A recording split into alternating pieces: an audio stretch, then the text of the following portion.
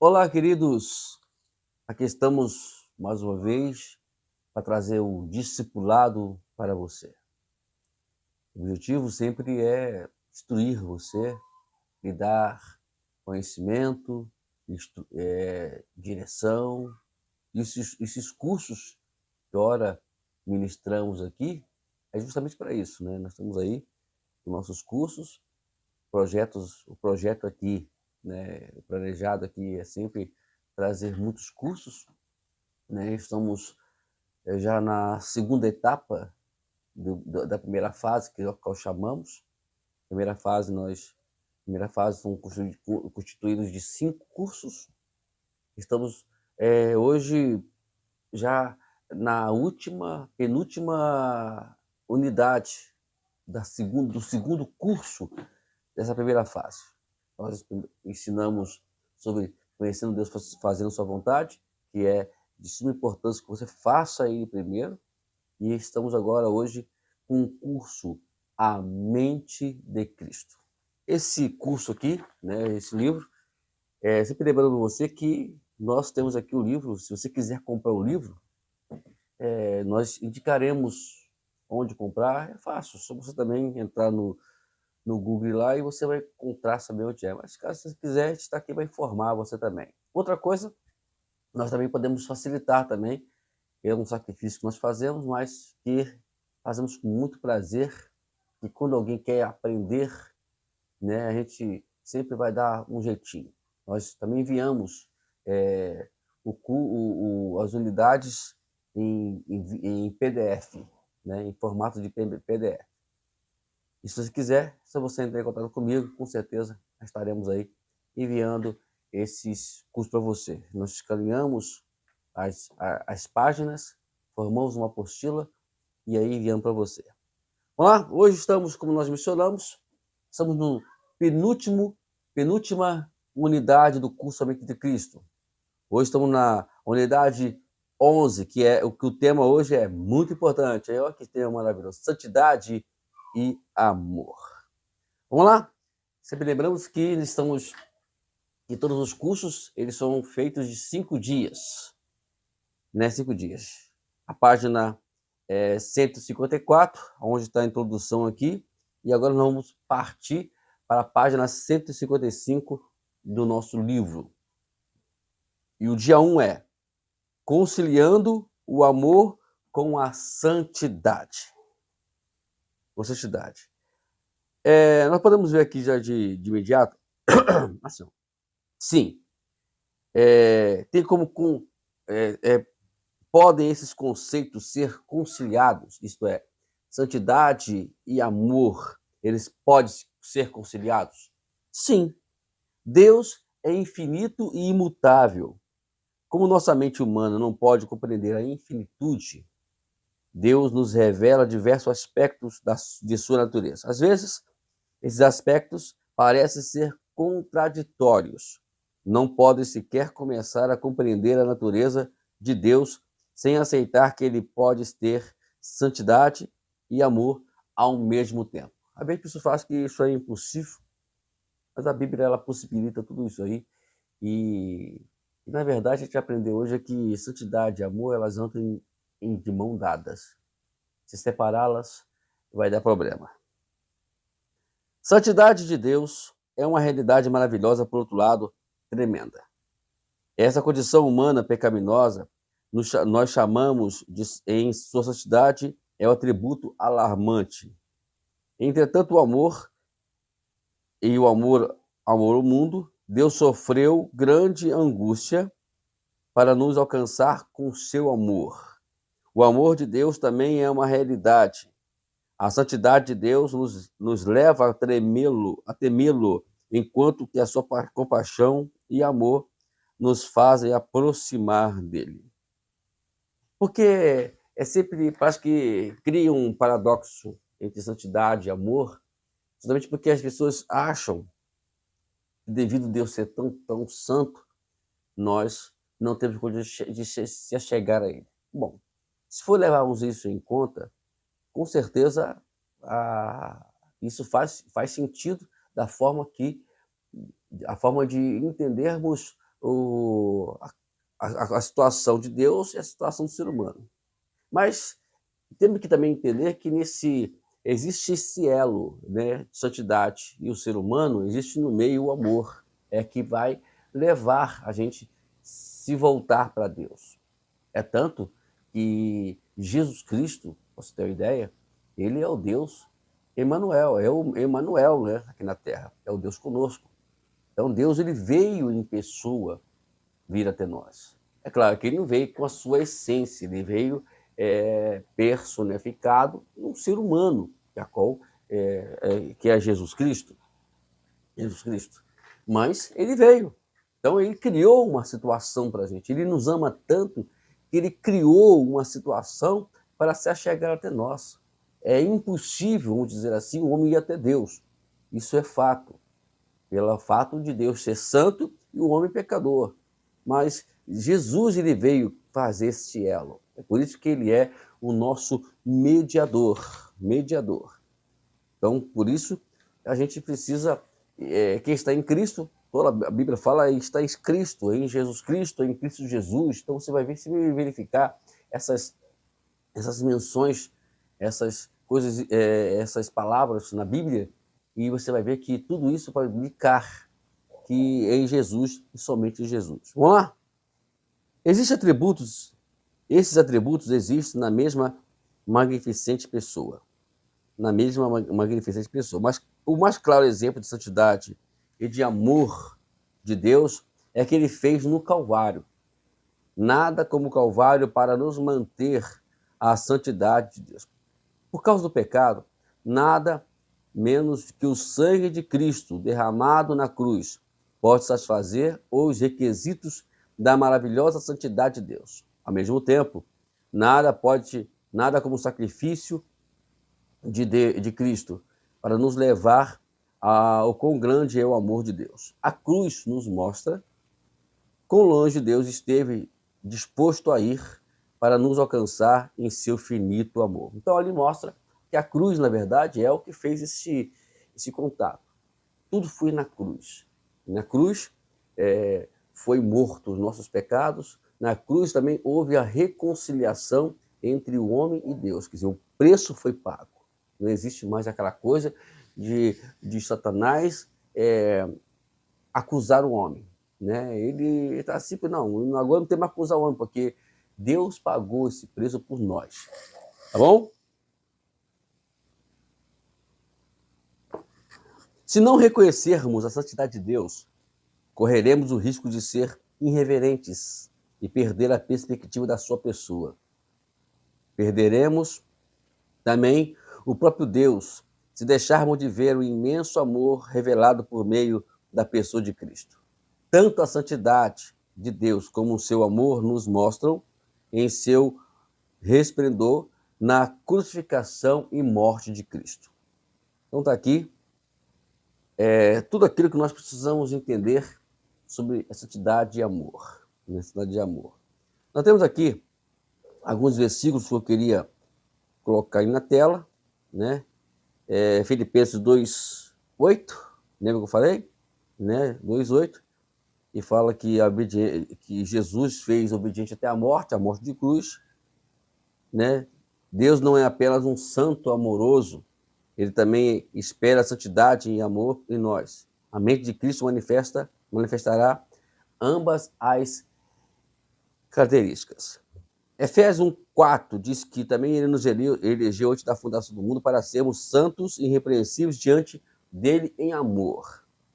Colossenses capítulo 3, versículo 12, para revestir-vos, pois, como eleitos de Deus, santos e amados, de coração compassivo, de benignidade, humildade, mansidão e longanimidade.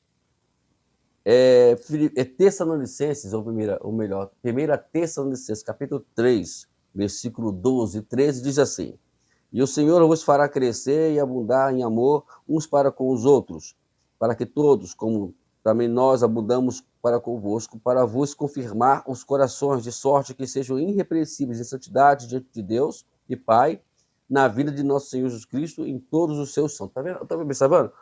Tudo eles é voltado a Jesus. Porque é a característica, é o modelo, é a forma, ou é o indicativo para nós chegarmos até Deus. Ele mesmo falou isso em João 4, 14, 6, né?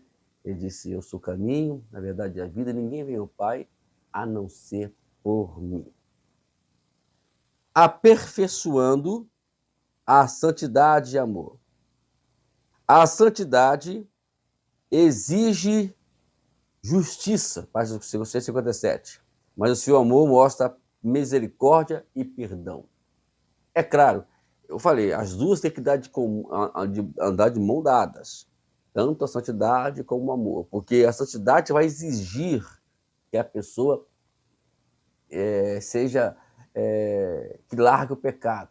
O amor, ele vai mostrar a misericórdia e perdão de atos de pessoas que a qual cometeram. Então tem que dar isso, porque se for levar só para a santidade, a pessoa vai ser consumida, né? Lembra na WU, eles foram consumidos por acender fogos estranhos? Então, é isso aí. Vamos lá. A santidade se manifestará em santificação e justiça. Nossos princípios de santidade derivam da santidade. O amor cultiva a santidade e torna possível. O amor se manifesta em graça e misericórdia. A santidade modifica o amor e é um preventivo contra a distorção. A mente de Cristo cultiva ambos os polos, de modo que se desenvolvam adequadamente. Se você se descuida de um ou de outro, desenvolve somente as distorções. Entenda isso. Apenas a sabedoria pode fazer com que a santidade e amor trabalhem em perfeito equilíbrio. Em Cristo, somos santos. Em Cristo, somos amor. Estamos em um processo de aperfeiçoamento de santidade e desse amor. Todos nós estamos em processo. Não tem ninguém aqui perfeito, ninguém aqui pronto. Né? Estamos em um processo de santidade e amor. Vamos lá? Vamos para o dia 2? O dia 2 é a natureza e o comportamento da santidade. Nós temos aqui algumas características, né? Na verdade, são 14, né? Se não falei memória. Deixa eu ver aqui. Não, perdão. Elas são 3 características da santidade. São 3 características. Vamos falar sobre 3 características, depois vamos falar sobre comportamento da santidade. Muito importante. Vamos falar sobre características e depois comportamentos. A primeira característica é pureza.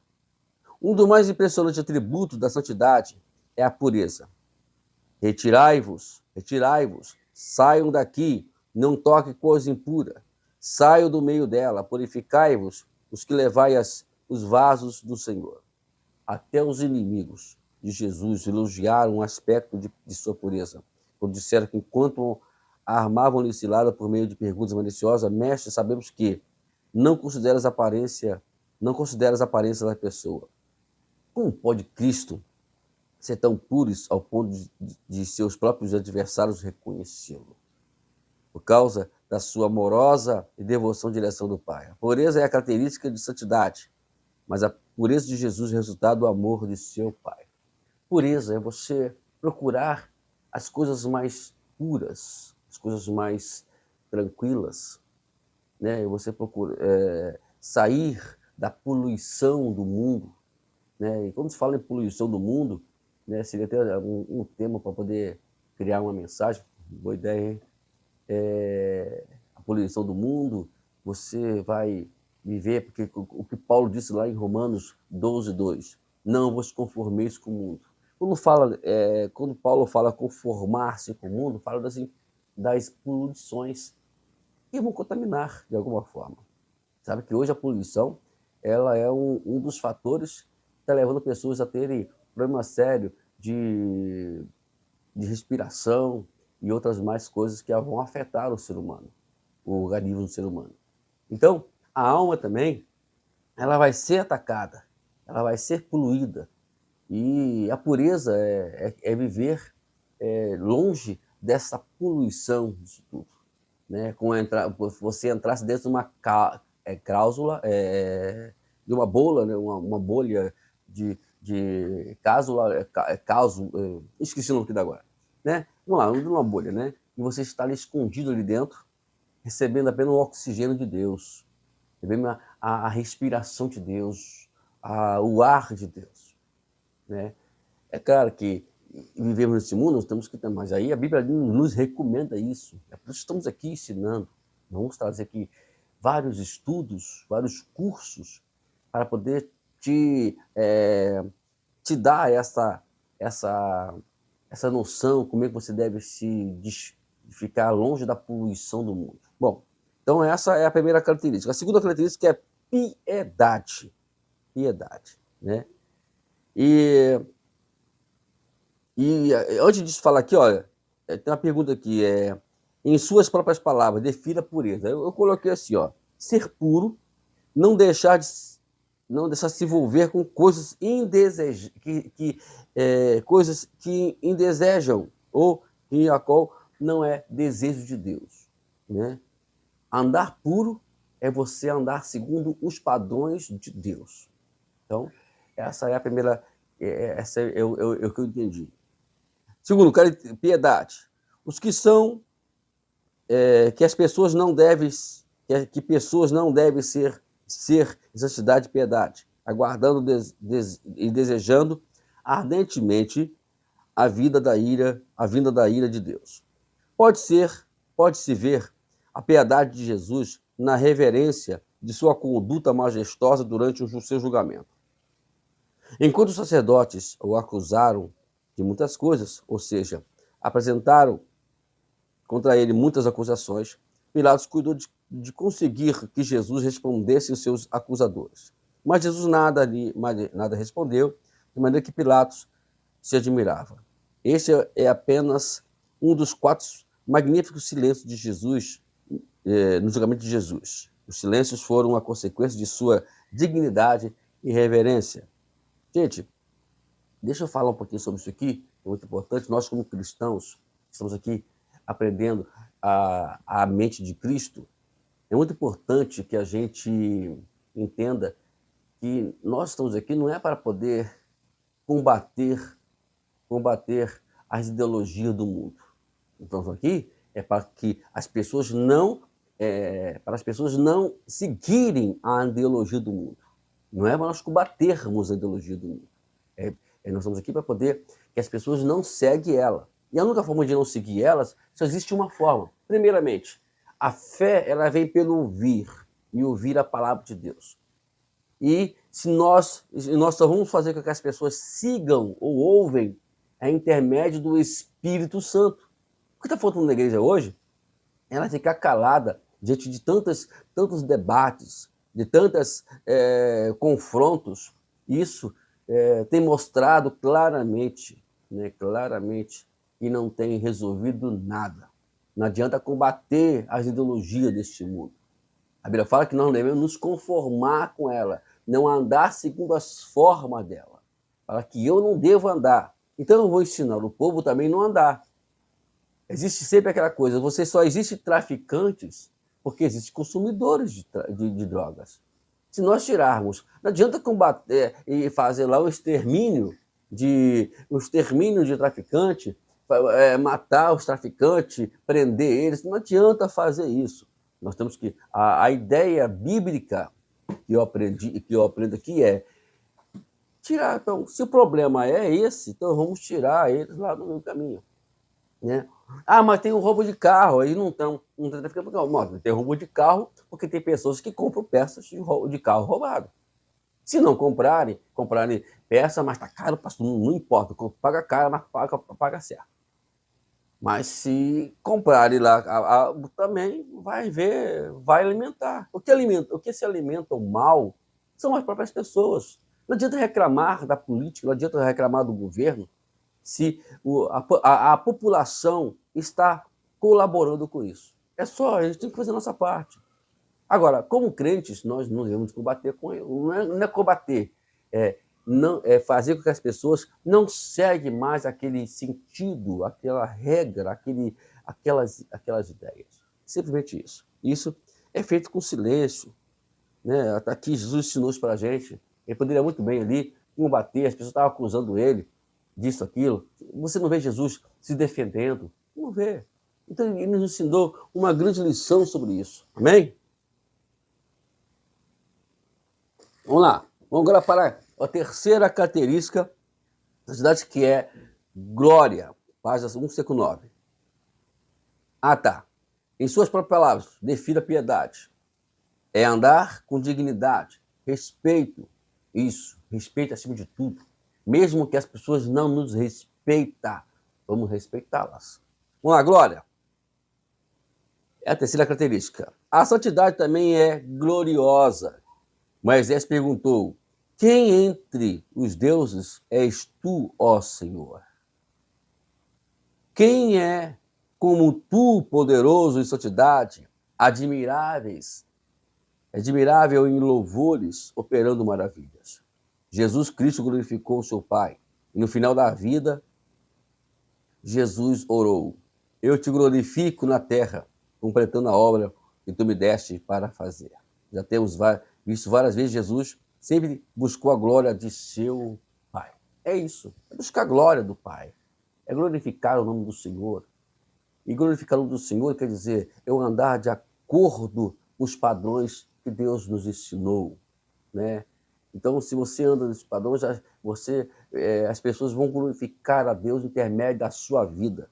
Isso que é o importante. Eu queria que você depois lesse com muita calma. Eu não vou ler aqui para não perder o tempo, mas você pode ler em casa. É Salmos, capítulo 11, versículo 1 até o versículo 9. Ok? Leia aí, Salmo capítulo 11, versículo 1 a 9. Vamos lá, agora vamos falar de comportamento. Falamos de características, agora vamos falar de comportamento da santidade. Primeiramente, separação. A santidade não é apenas determinada natureza, mas também manifesta certo comportamento. Separar-se do mundo.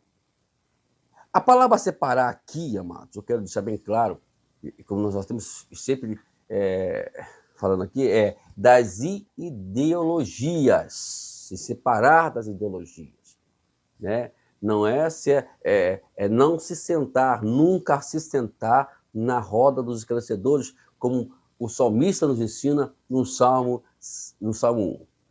Então, não estar dentro das ideias. Por exemplo, eu fico vendo aí algumas pessoas copiando festas juninas dentro das igrejas, né? Festa disso, festa daquilo, copiando festas. A igreja não foi chamada para fazer esse tipo de coisas, foi chamada para propagar o evangelho, pregar o evangelho, anunciar o poder de Deus, a salvação de Deus. Então é isso. Vamos parar com essa ideia de achar que isso tudo vale a pena. Olha,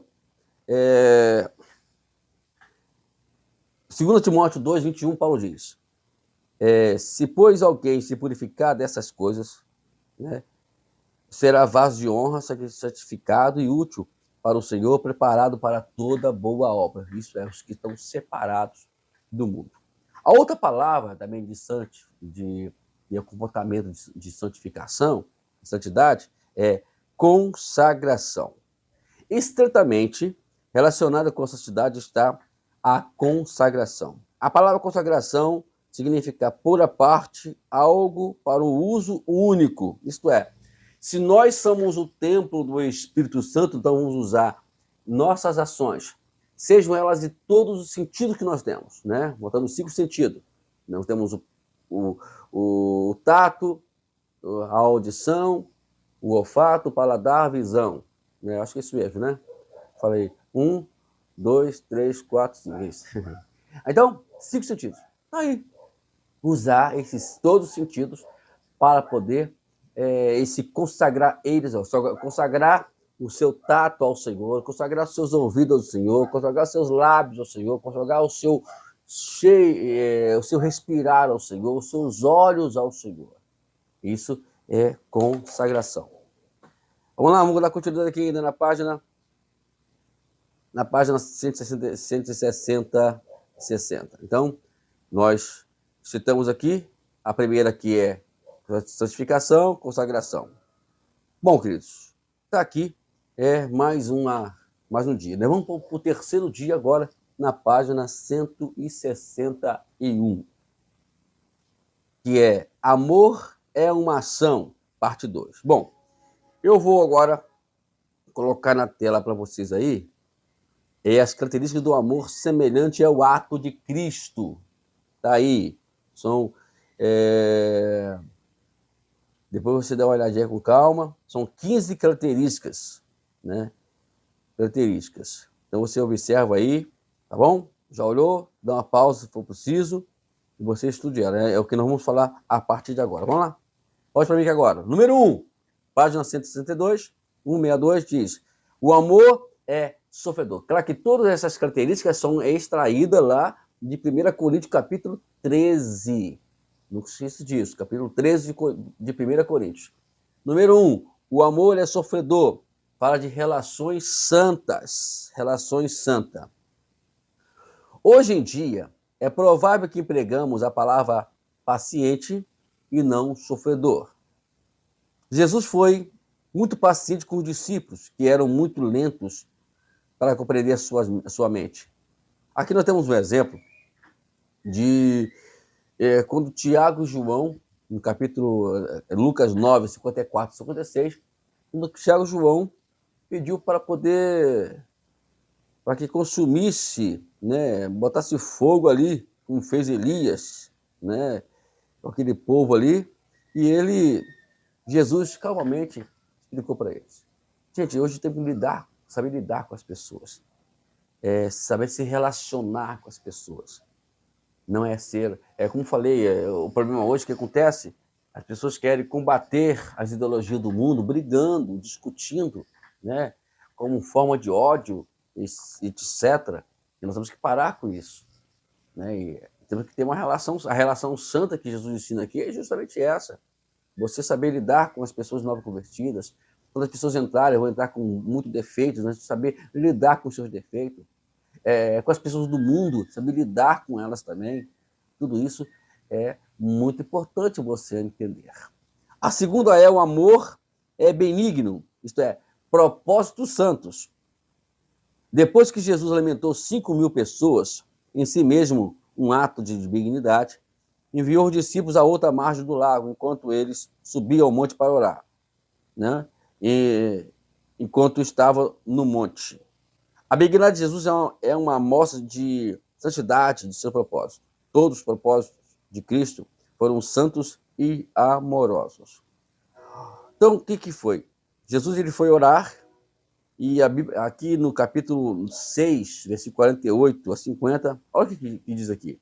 E vendo-os fatigados a remar, porque o vento lhes era ao contrário, era a 4ª vigília da noite, que variava de 3 às 6 horas da manhã, foi ter com eles andando sobre o mar, e queria passar-lhes adiante, eles, ao vê-lo adiante do mar, andando sobre o mar, pensaram que era um fantasma e gritaram, porque todos viram e assustaram. Ele imediatamente falou com eles e disse: "Tem bom ânimo, sou eu, não temas." Gente, Deus nunca vai fazer nada sem propósito. Os propósitos tem que ser dentro dos padrões, que é a qual vai abençoar vidas. Por exemplo, qualquer coisa que você for fazer, tem que ter um propósito de Deus. Tudo tem que ter uma relação do propósito do Senhor. Se não tiver, fica complicado. Jesus tinha tudo isso. Jesus não andou sobre o mar por andar. Jesus não fez milagre por fazer. Tudo tem um propósito. Então, tudo que vamos fazer em favor do reino de Deus, entenda isso, tem que ter propósito. Fazer de uma forma aleatória, fazer de forma irresponsável, ou de algum proveito pessoal, isso é pecado, tem nada a ver de santidade. Vamos ao terceiro? O amor não é invejoso, tem um coração santo. Jesus não possuía nada, não procurou as coisas materiais. Respondeu-lhe: as raposas têm corvis, as aves têm ninhos, mas o filho do homem não tem onde reclinar a cabeça. A inveja hoje, ela faz parte de um coração não santo. Um coração não santo. Quem é santo em um coração santo, ele não vai ter inveja do que as pessoas têm. Amado, precisamos nos relacionar com Deus de uma forma do que nós temos, do que nós possuímos, né? O pouco com Deus vai virar muito. É isso que Deus quer que nós façamos, né? Então, fica pensando em ter tantas coisas e, no final das contas, para que você quer tantas coisas? Você vai favorecer o reino de Deus com tudo isso? Se você ganhar na Mega Sena hoje, ganhar 300 milhões, como acontece todo final do ano, o que você vai fazer com esse dinheiro? Aí, irmãos, é mais fácil esquecer da igreja, né? Vamos lá, página 163, número 4. O amor não se vangloria, isto é, palavras santas. O amor não é jactancioso, porque pensa mais nos outros do que a si mesmo. O amor se concentra no interesse dos outros. Isso é a chave de tudo. Se você ama, você vai pensar em função do seu próximo. É só nós lermos, amado, cuidadosamente o início da igreja primitiva. Tudo isso que estamos lendo aqui aconteceu lá, né? Eles pensavam nos outros. Quando você está ali, né? Como eu falei, você vai ganhar 30 milhões. Será que você vai... Geralmente a gente não pensa nos outros, porque primeiramente a gente vai fugir, porque vai ficar com medo de ser sequestrado e roubado, né? No país que vivemos hoje, no mundo, vamos dizer assim, tem que ter esses cuidados. Então, vai viver a mental, vai ficar escondido. Você vê os famosos hoje, né, tanto artistas como jogadores, outros mais cantores, que são famosos, tem que viver escondidos, porque não pode aparecer, porque se aparecer, vão ser ali assediados pelos fãs, ou ou talvez acontecer outra coisa pior, vão ser sequestrados. Isso é vida. Então, palavras, você, quando fosse dizer algo para alguém, diz com força, de forma para ajudar as pessoas. Não é atacá-las, não é menosprezá-las, não ofendê-las. Eu tenho muito cuidado com isso. O amor, ele não se vangloria. Eu tenho isso, eu tenho aquilo, aquela coisa toda. E fica aí mostrando na internet, aí você faz... Engraçado, né? Pessoas, quando compram uma coisa assim, grande, já começa a mostrar na internet. Tá vendo aqui? Eu comprei! Aí, olha só minha Ferrari, olha só a casona. Não sabia da bobeira, a besteira que tá fazendo. Número 5. O amor não se exorbece. Serviço santo. Vemos muitas vezes na Bíblia que Jesus foi humilde. A humildade de Jesus ultrapassa todos os limites que nós podemos entender, ensinando para nós, né, os princípios de humildade, né, não querer ser maior do que ninguém. Nunca na Bíblia você vai encontrar Jesus se apresentando maior do que ninguém. E ele tinha esse poder todo para ser o grande. Ele era Deus. Mas mesmo assim, ele veio nos ensinar um dos maiores princípios da vida, humildade. Número 6. O amor não se porta inconvenientemente, isto é, ele tem um comportamento santo. Jesus era para ser o mestre mais famoso de Nazaré, no princípio do seu ministério Galileu, grande ministério Galileu. Jesus leu na sinagoga a profecia de Isaías, profecia da atividade do Messias. Depois da leitura, Jesus começou os ensinos a anunciar que a profecia estava se cumprindo e o povo da cidade se sentiu ofendido e queria matá-lo. Que coisa! Mas Jesus se comportou de uma maneira tão serena que, se fosse hoje, né, como nós vamos supor, vai atacar em alguns pastores, alguns líderes religiosos, eles vão logo processar, vai abrir um processo contra essas pessoas. Em si, Jesus não. Jesus, ele saiu. Não quer saber de mim, não? Tudo bem. Ele saiu, foi para a Galileia, foi para Cafarnaum e outros lugares mais fazer a sua obra, né? Então, é assim que tem que ser, amado. Ter comportamento santo, agradável, sem confrontos, sem guerras. Número 7. O amor não busca os seus próprios interesses, desejos santos, né? Jesus nos ensinou sobre isso, né? A multidão, depois depois de haver alimentado 5.000 pessoas, a multidão quis fazer Jesus santo. O que ele fez? Foi embora. Não, não, não. Fazer rei, quer dizer, não é fazer santo, fazer rei, perdão. Fazer rei. Ele foi, saiu sozinho e se retirou. Não, não tem esse negócio, não. Entendeu? Os nossos desejos têm que ser os desejos de Deus. Tem pessoas que, se fosse aqui nesse caso aqui, no capítulo 6 de João, quando Jesus sai sozinho ali, quando a pessoa começa a ficar eufórico porque alimentou 5.000 pessoas, né? E Jesus sai sozinho. Se fosse a pessoa, ficava ali, né? Dando autógrafo. Dando autógrafo. Número 4. Dia 4. Agora, a segunda parte de ação de amar é uma ação, em parte 2. Vamos lá, número 8. O amor não se irrita. Eita. Temperamento santo. Temperamento santo. Jesus fez uma assombrosa advertência a Judas, um ano antes da sua traição. Respondeu-lhe Jesus, João 6:70. Eu não vos escolhi a vós os 12. Contudo, um de vós é do diabo. Jesus continuou andando com Judas aquele ano, mas nunca lhe demonstrou rancor. Esse gente, eu estou falando aqui de coisas que estão acontecendo no nosso dia a dia, dentro das igrejas, atitudes de pastores, atitudes de líderes que poderiam ensinar essas coisas para os seus membros da igreja, que Deus colocou em seus cuidados, estão lá usando a rede social, usando toda a sua fama para confrontar as ideologias deste mundo. Então, temos que dominar nosso temperamento.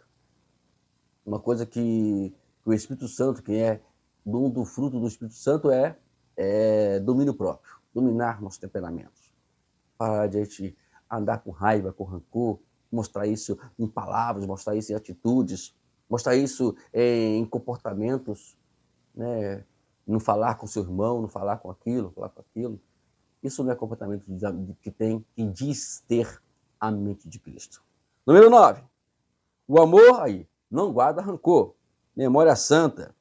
Pessoas que guardam rancores, que guardam mágoas, ficam ali remoendo aquelas coisas. Jesus, na verdade, né, sempre ensinou isso para a gente. Amai os vossos inimigos, orai pelos que vos perseguem, né? Abençoai os que amaldiçoam vocês. Isso é o ensinamento de Cristo. Tudo tem a ver. Nós ensinamos, estamos sempre ensinando isso para os irmãos aqui, né? Você que está aí no nosso canal, né, desse curso, fique ligado. E a gente vai apresentar vários cursos. Nós temos aí projetos, já está pronto já algumas coisas para a gente poder fazer, ensinar para os irmãos e passar para os irmãos aqui. Ok? Número 10, página 165. O amor não se regozija com a injustiça, consciência santa.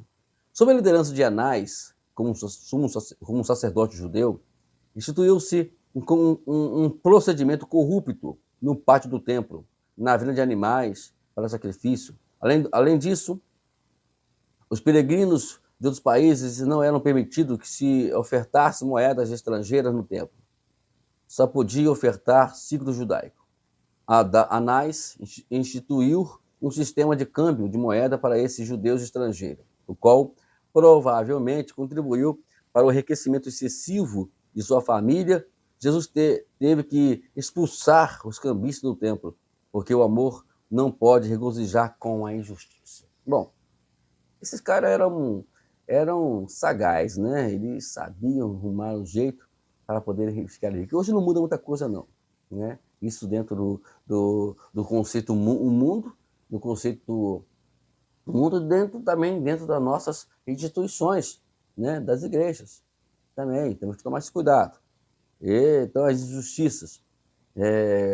Pastores muito ricos e membros muito pobres. não existe aquela apatia, empatia mais, né? Entre pastor e membro, entre líderes e seguidores, e aquele que os segue. Tomar esse cuidado. A gente precisa voltar ao conceito bíblico, isso que é verdade. Número 11.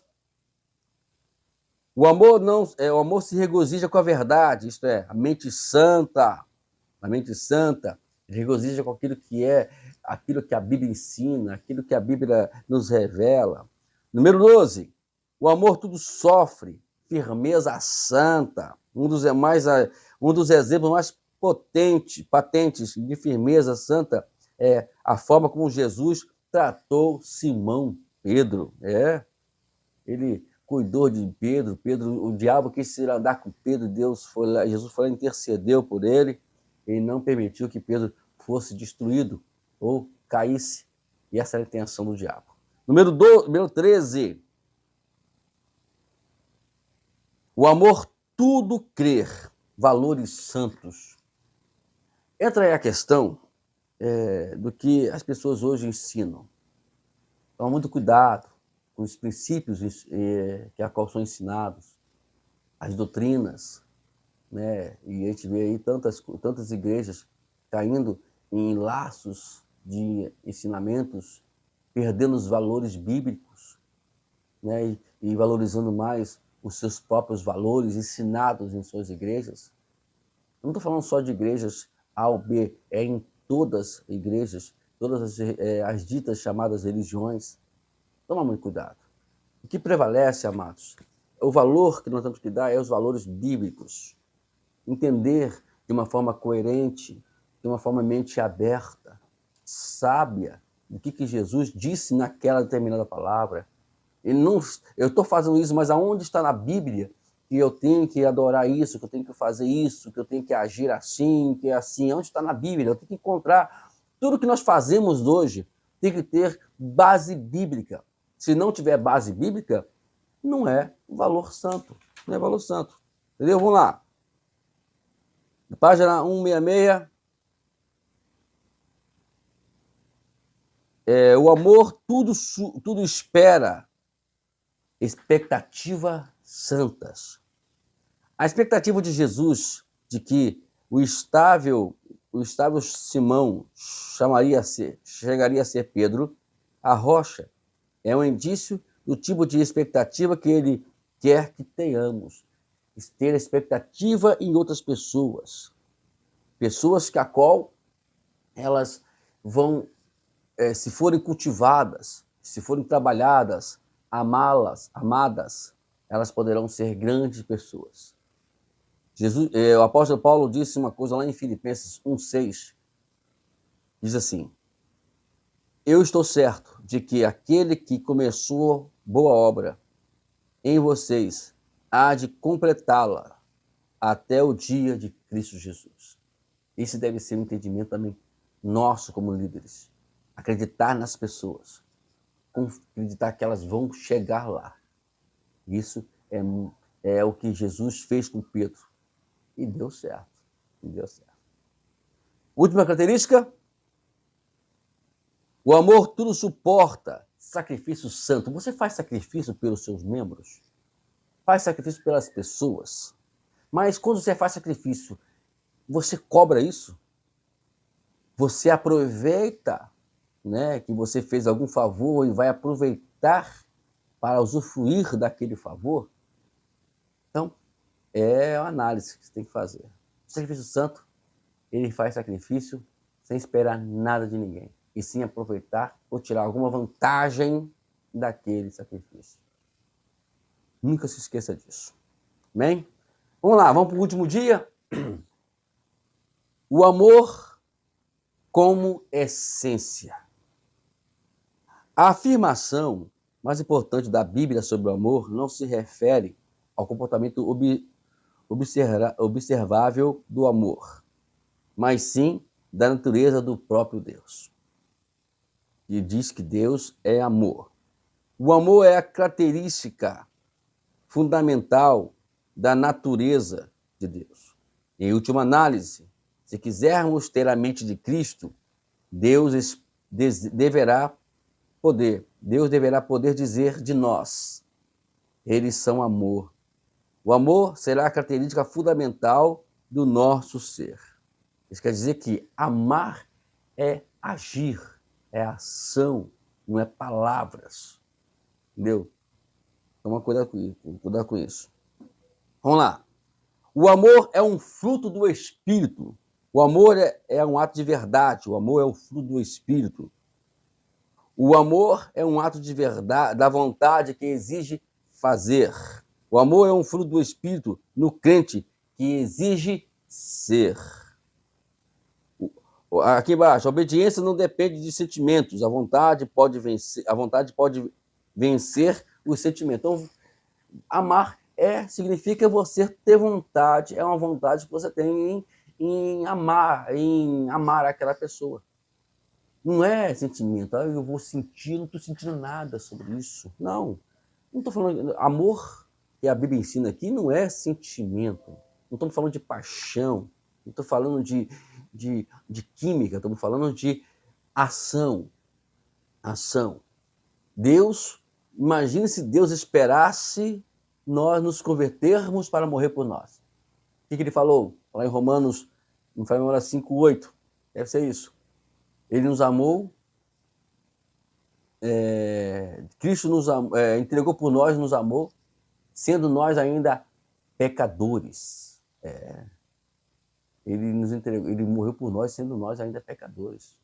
Significa que nos esperou. É algo de nós. Então, amar é isso. Quando Deus manda aí por todo mundo pregar o evangelho, ele fala justamente sobre isso. Não é olhar para as pessoas pelo estado das pessoas. É amá-las a si mesmo e procurar de o máximo possível trazê-las para o reino de Deus. Isso é amor. Isso é amor. Né? Então, a vontade vence os sentimentos. Vamos lá. Devemos agir como Cristo no concerne à obediência. Mais do que simplesmente agir como Cristo, porém devemos chegar a ser como Ele. Podemos contribuir nesse processo de chegar a ser como Ele se compreendermos melhor a natureza do amor. O amor é um fruto que é produzido quando o Espírito Santo habita no coração. Dependemos inteiramente do Espírito Santo para produzir amor por nós. Mas esse processo de chegar a ser santo não irá adiante sem oração. Olha que a Bíblia fala sobre oração. É muito importante. Orar é buscar Deus, é entender que nós necessitamos de Deus. E a Bíblia fala que nós não sabemos orar como convém, mas o Espírito Santo intercede por nós, nos ajuda. É orar pelo Espírito Santo, é Ele que vai nos ajudar. A obediência aqui é independente do que Jesus fez ali no Getsemane. Quando estava, antes de ser entregue pelos homens, o que Jesus fez? Ele orou: olha, não faz a sua vontade, mas seja a sua vontade. A vontade de Deus é absoluta. Ela é única. Então você não pode, de maneira alguma, entender que você tem que esperar alguma coisa. Não. A vontade de Deus, ela deve ser priorizada. E obedecer a Deus é justamente fazer a vontade dele. Página 168. Podemos colaborar com o Espírito Santo? Podemos colocar em prática nossas orações para ser santo de alguma maneira?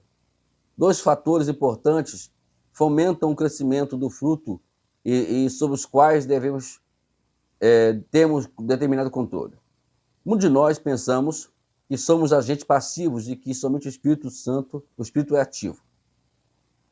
Que nós não fazemos nada que o Espírito Santo quer a quem faz tudo. Isso nos faria robô. Deus não criou robôs. Então vamos lá. Nós temos aqui 2 coisas fundamentais, que é o princípio do desejo, né? Primeiramente é desejar e dar. Ou uma versão desse livro, outra versão está dizendo doar.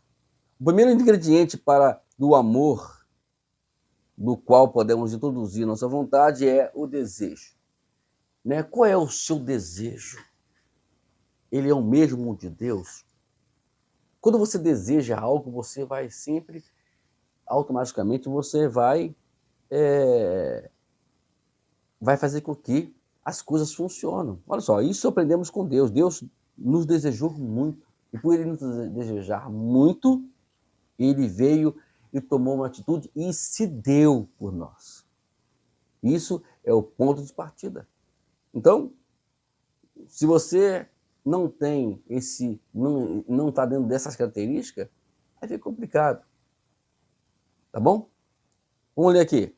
Dar é a ação mais potente do que um forte desejo pode realizar. Deus é o exemplo de nos dar. E dele aprendemos a dar. Se agirmos como Deus age, seremos pessoas que darão. Deus nos concede muitíssimas oportunidades para darmos. Em favor da sua obra, em favor dos necessitados, em favor dos irmãos. Podemos dar bens materiais, prestar serviços e dar-nos a nós mesmos. Como falei, quer ver isso em prática? Leia o livro de Atos dos Apóstolos. Ali no início você vai ver o que aqueles homens, o que a igreja fazia em favor, nesse sentido de como eles entenderam isso aqui muito bem. Vamos lá? Identificação. É outro fator. O fator da identificação é o segundo fator do amor sobre o qual temos controle é a identificação. O ato visível da identificação divina conosco deve ter lugar quando Jesus se fez homem. Deus sabe que é o ser humano. Ele sabe que está faminto, sedento, cansado.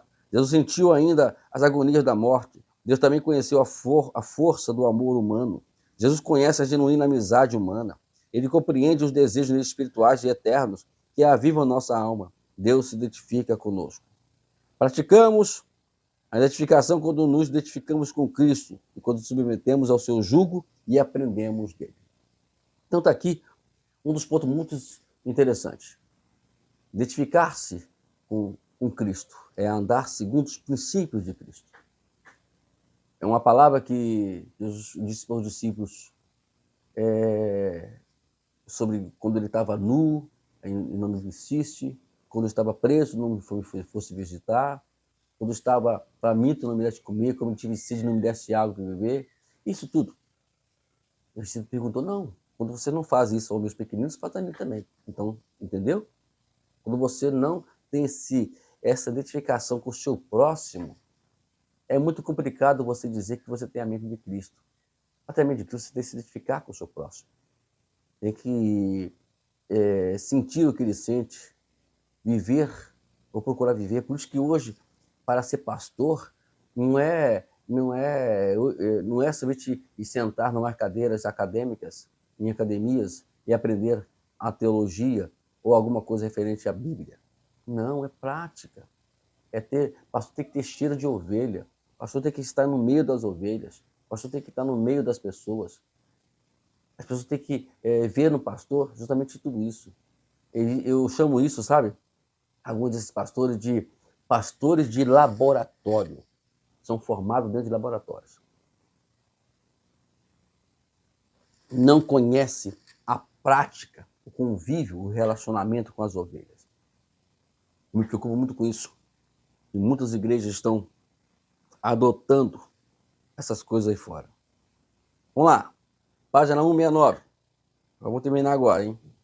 Desejar é a culminação da obra de Deus, por meio de nós, em circunstâncias que produzem pureza de espírito, quebrantamento, mansidão. Primeiro grupo dos bem-aventuranças. Está ali, desejar. Está falando sobre o primeiro grupo, né? Quais são os primeiros grupos? Eu vou até esqueci aqui, deixa eu ler aqui. São 4, né? Eu vou identificar para vocês aqui agora. Quais são eles? Primeiramente, os pobres de espírito, os que choram, os mansos e os que têm fome e sede de justiça. Esses são, você tem que ter o desejo de ser humilde, o desejo de chorar por você mesmo, chorar pelos seus atos. Nós ensinamos isso aí nesse próprio curso Meio de Cristo, que você pode retornar lá. o desejo de ser manso e fome em ser de justiça. Quando você, esses são os primeiros passos, é o desejar. Agora, a identificação é a culminação da obra da obra do segundo grupo do bem-aventuranças, é mostrar misericórdia, ser puro, pacificador. Deus desenvolve em nós esses fatores que nos ajudarão a ser amor. Se cooperarmos com Deus, estaremos aprendendo o ser como também fazer. Então, o primeiro grupo das bem-aventuranças é ser, e o segundo grupo é fazer. Lembrando que nesse mesmo curso de Cristo, nós especificamos isso mais atrás aqui. O nosso primeiro desejo, identificação, deve ser concentrar-nos na pessoa de Deus.